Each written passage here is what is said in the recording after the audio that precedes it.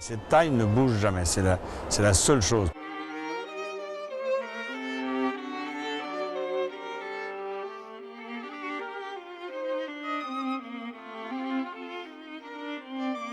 Mais je crois que les rayures des serpillères ou des toiles à matelas ont également toujours la même largeur. Ces toiles de bâche là dans le chantier du Louvre, c'est du Buren ou c'est juste une bâche? Eh bien, écoutez, c'est vraiment juste une bâche. Et ceux qui le confondent font une erreur profonde par rapport à ce que je fais. Alors voilà, quelle est la différence entre une toile rayée dans un chantier et un Buren?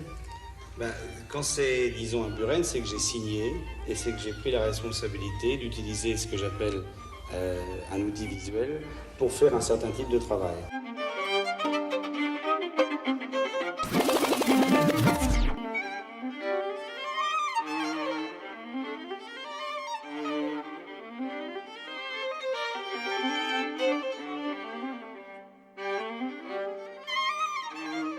Ce que l'on fait ne sert à rien.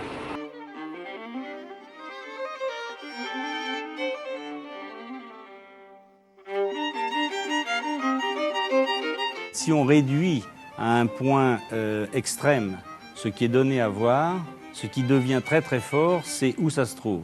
Ça veut dire que ce qui était pour moi une espèce de travail très précis sur la peinture s'est ouvert sur quelque chose d'autre.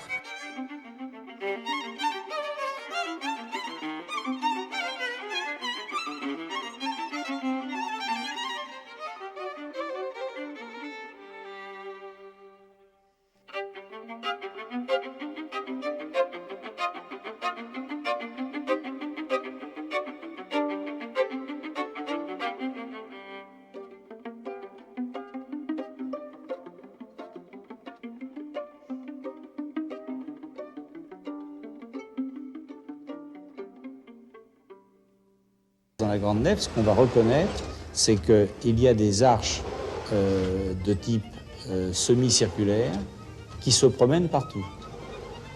Et je pense que c'est ça qu'on va voir, plutôt que des bandes rayées, les bandes rayées permettant de voir ça.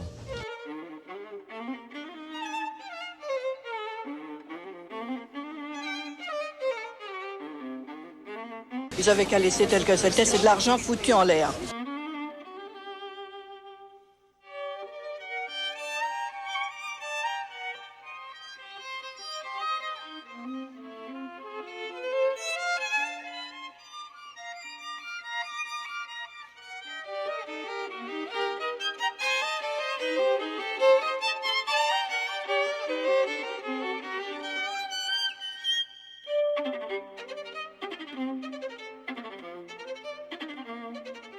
C'est mieux que la pub? Non, non, non. Si vous faites un résumé après avoir vu 30 années de travaux, dire « Ah oui, c'est des bandes qu'on met sur un train, sur un truc, sur un machin, sur un parapluie, sur un gilet, etc. » On a effectivement l'impression qu'il s'agit d'une marque de fabrique. Mais il faut faire l'effort de ce que c'est à chaque fois. Ça fait partie des éléments qui sont utilisés, qui sont là, des bandes, mais il n'y a pas que ça. Si vous il n'y a référez... pas que ça, mais il y a beaucoup ça quand même. Oui, enfin, si vous vous référez à ce qu'on connaît le plus, au Palais Royal, je pense qu'il y a au moins autant d'eau que de bandes.